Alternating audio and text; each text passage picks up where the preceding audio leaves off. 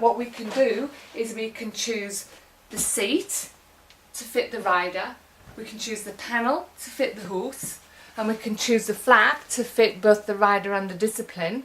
And then we bolt it all together and we have a saddle that can fit rider, horse and discipline with no compromise.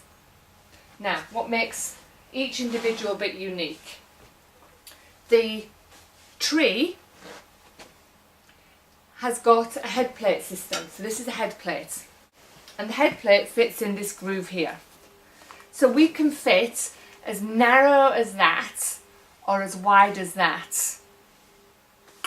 We have 2 stirrup bar positions for personal preference, and the tree is rigid front to back. So if I pull as hard as I can like that, it's rigid, there's no movement. Now, inside the tree, there's a Y bar, carbon fibre Y bar, and it goes down through there, and it stops there. So with the head plate in place here, we're rigid across there. But what happens is, we have a point here that's not rigid, and it moves, flexible at the twist, so we have lateral flexion. Okay? There are no points on this tree. Your panel. Now, this is your panel, this is the bit that goes on the horse's back. Inside the panel there are 2 airbags, one in the front, one in the back. This is the airbag. And the airbag can be inflated. So I can pump this up. Why would I want to do that? Okay, and you can see that it's all nicely shaped and tailored and contoured. If you have a rider with a dropped hip, or you have a horse that's got muscle imbalance and that's causing the rider to ride like this, you can pump that side of the body up. And by pumping that side of the saddle up, it gets the rider riding straight. If the rider's riding straight, then the horse will develop straight, more balanced muscles. Now, the saddle fits on the horse and the girth straps go over the top of this panel, and as the girth is tightened, it snugs the panel into the horse's back. So as the horse puts on weight or loses weight, that adjusts accordingly. And these are nice and bendy and flexible, so they fit well on the horse's back. Now this is the tree, the seat, with the panels attached. As the girth tightens up, it snugs everything in. Now with a traditional saddle and the points, which would sit about there, you need to be able to leave a gap, a space, for the horse's shoulder to be able to move. Okay, so that means that from that point forwards there's no bearing surface. So a traditional saddle, you only get the bearing surface from there backwards. But because we have a tree that is flexible at the twist, we can snug that into the horse's back and we can get a bearing surface across the whole length of the panel. So the bearing surface is bigger than a Western saddle. So the easiest way to describe this is if you just look at my hand, if that's the shoulder and this part of my hand is the saddle, a traditional saddle, there needs to be a gap to allow the shoulder to move around underneath it. The wow, it wraps around and it moves with it. The third part of the equation is the flap. And the flap houses the girthing system. So as you can see, the girth goes down, up to there, across and up to there.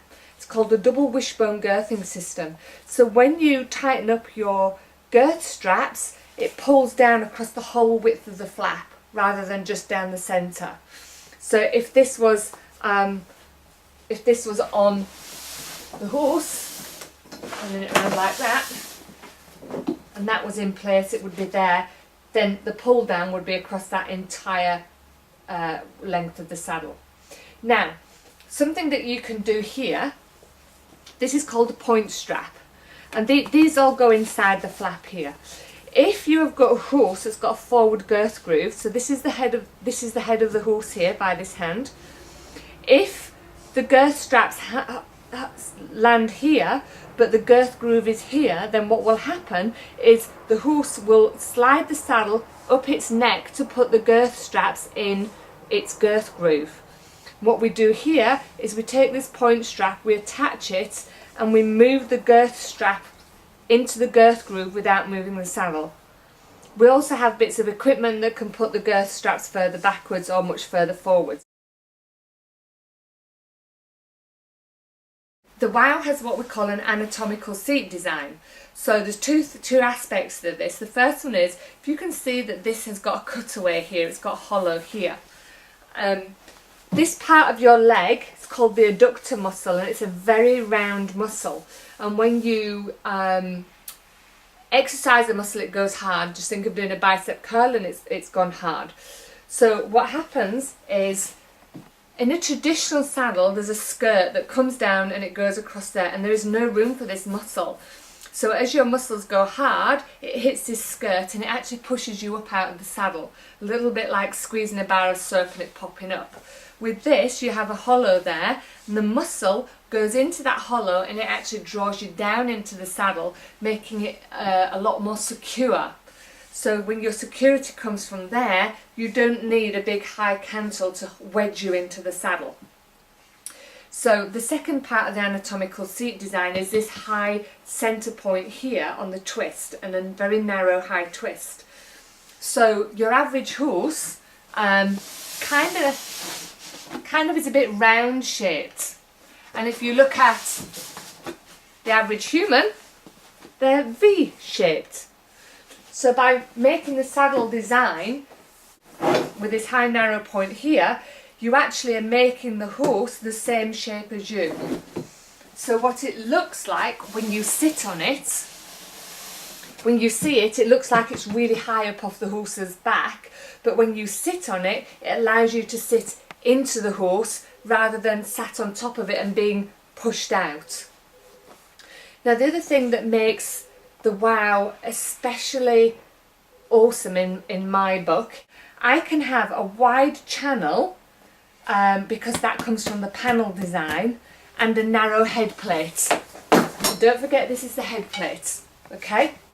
A wide head plate sits the panels, and this is an exaggeration, a wide head plate sits the panels down, low down the horse's shoulder. A narrow head plate sits them much higher. And all the head plate does is move where the panel sits on the horse. Okay, so if you've got a wide horse that needs a wide channel down the centre, but a narrow head plate to lift the front of the saddle up so you have a balanced seat, that's how you do it. And there is no other saddle on the markets that can do this. So that is just a wide gullet. You can also go extra wide. I could take that off and put my dressage flap on. It would basically look like that, and I've just converted my saddle into a dressage saddle. That is the WOW saddle.